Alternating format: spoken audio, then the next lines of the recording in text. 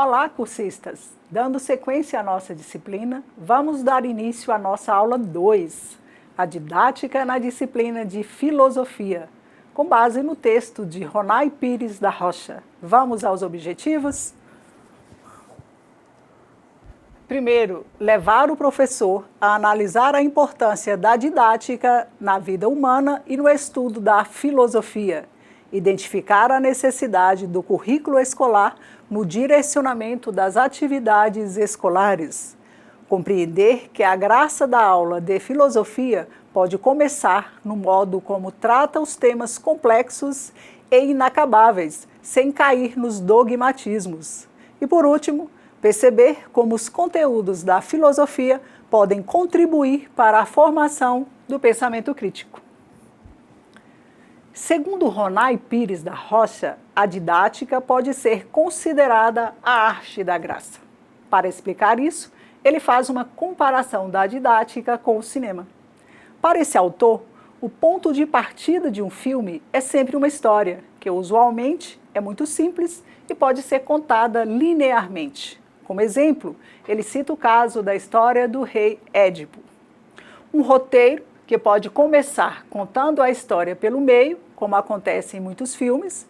Uma vez filmado o roteiro, chega a hora do trabalho do montador. Ele junta as diversas cenas, faz cortes, passagens, transições. Ou seja, seu trabalho dá o ritmo do filme. Ora nervoso, ora calmo.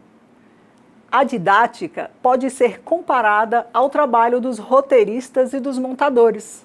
Trata-se de um conjunto de decisões estratégicas, técnicas, metodológicas, que tomamos as alternativas que consideramos relevantes num caso particular de ensino-aprendizagem, no contexto de um determinado campo conceitual. Se o roteirista tem uma história, de nossa parte, temos um conjunto aberto de problemas, temas e textos que fazem parte da nossa tradição, que estão à espera de roteiristas inspirados que as transformem em situações inspiradas e inspiradoras de ensino-aprendizagem. E com má didática, a aula não tem graça. Cada uma das áreas tradicionais de saberes e atividades que integram o currículo escolar representam uma faceta da curiosidade humana, com características e nuances especiais, que fazem com que a transmissão das realizações do espírito humano exija procedimentos e estratégias específicas a cada uma delas. A didática deve ser entendida também como uma praxis, por se tratar de uma ação humana e ocupar um lugar essencial, já que somos radicalmente dependentes de processos de aprendizagem.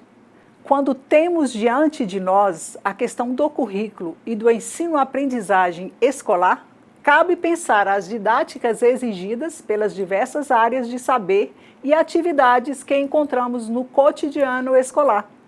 É assim porque o espírito humano tem um conjunto de realizações como o Teorema de Pitágoras, a teoria da relatividade e milhares de outras realizações que devem ser preservadas pela beleza e importância intrínseca ou instrumental que possuem. São tesouros que a humanidade tem interesse não apenas em preservar, mas preservar as formas de construí-lo e conservá-lo. Situações para as quais precisamos de processos de ensino e aprendizagem, ou seja, precisamos da didática. Mas como seria uma didática da filosofia? Sabemos que não existe uma resposta simples a essa pergunta. Quando começamos a pensar os caminhos para a didática da filosofia, podemos ter como ponto de partida dois traços característicos que são os aspectos destacados por Sócrates e Platão, onde a filosofia é um exame minucioso daquelas ideias que usamos quase inocentemente no dia a dia.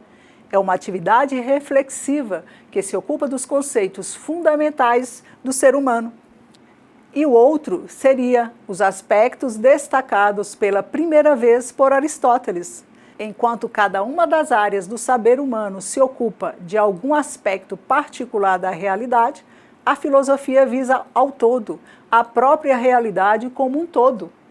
A didática é muito especial na medida em que precisa levar em conta os seguintes elementos: a peculiar imersão da filosofia na cotidianidade, a presença latente da universalidade, o exercício da reflexividade, seu inacabamento essencial, entre outros. O currículo é o conjunto de procedimentos por meio dos quais a escola procura realizar determinados propósitos educacionais e estão sempre abertos à revisão crítica periódica, visando a uma efetiva realização prática. O currículo é o elemento essencial para que a tarefa de formação humana não seja o resultado aleatório de esforços individuais e isolados. Na medida em que se regula pela ideia de currículo, a escola deve ver-se como equipe de formação, cujos procedimentos são orientados por propósitos que se deixam medir ou avaliar na realidade. E o que acontece com o planejamento curricular e didático da filosofia? Ele deve levar em conta o fato de ela ser uma disciplina especial, que trata de problemas fundamentais. É preciso elaborar metodologias que valorizem de forma adequada o cotidiano do aluno, o mundo social e cultural, e o mundo das vivências e aprendizagens escolares. Um dos objetivos de uma didática da filosofia deve ser fazer com que o aluno aproprie-se dos instrumentos conceituais que enriquecem a compreensão do problema e o levem a um patamar mais complexo. Ou seja, não se pode fazer escolhas de forma aleatória ou simplesmente baseadas em uma inexistente tradição de ensino. O professor de filosofia tem autonomia para fazer a seleção de atividades, textos, conteúdos, etc. Mas essa escolha deve ser feita a partir de critérios que mostrem que o trabalho formacional é dirigido por algo mais do que boa vontade e gosto. Neste sentido, critérios que o professor deve examinar. Primeiro, ele deve ter o cuidado com a tradição universalista da filosofia, pois esta não é uma ciência a ser aprendida mediante decorebas. O aluno de filosofia não tem outro padrão de comparação para julgar a aula de filosofia que não seja sua própria experiência escolar. E nesta vigoram expectativas quanto à existência de conteúdos e habilidades a serem aprendidos, exercitados e avaliados. Mas como o professor de filosofia deve trabalhar essas expectativas e corresponder a elas? Segundo Rocha, uma sugestão é ter presente uma diferença entre duas regiões de habilidades e conceitos. Uma, a região instrumental, que é onde está a tradição acumulada em disciplinas como lógica informal e formal, teoria da argumentação, retórica, filosofia da linguagem, semiótica, etc.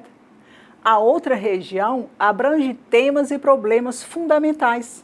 O conceito de ambiguidade, por exemplo, é instrumental e seu bom domínio colabora no debate de qualquer tema ou problema filosófico.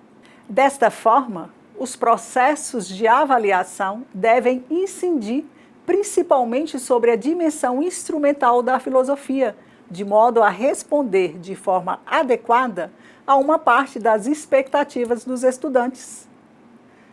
Portanto, de onde pode vir a graça na aula de filosofia, então? Uma expectativa muito comum do aluno é que, em filosofia, não há verdades. É uma coisa subjetiva e que não cabe haver prova de filosofia, porque nenhuma resposta estaria errada.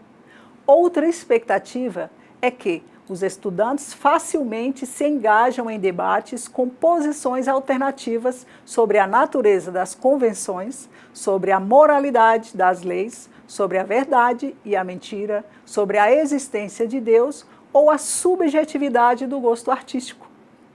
A graça de uma aula de filosofia pode começar no modo como tratar de temas complexos e inacabáveis, sem cair nos dogmatismos. Uma das saídas é a ênfase no exame dos conceitos instrumentais ali presentes. Isso quer dizer que devemos evitar o planejamento curricular que faça a sequência tradicional. Um tanto de aulas introdutórias de lógica e definições de filosofia, depois um tanto de aulas de teoria do conhecimento e aulas semelhantes, e, finalmente, aulas de ética e de política.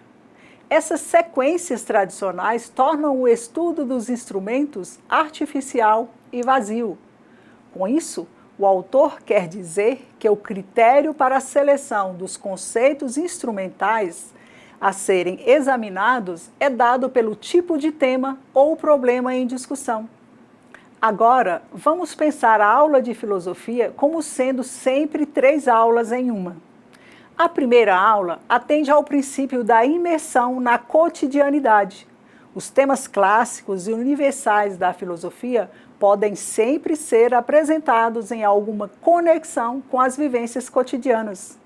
A segunda aula, dentro da aula, gira em torno do eixo instrumental ou metodológico, onde o professor chama a atenção não para o tema, mas para os argumentos e conceitos ali introduzidos, para a forma dos argumentos.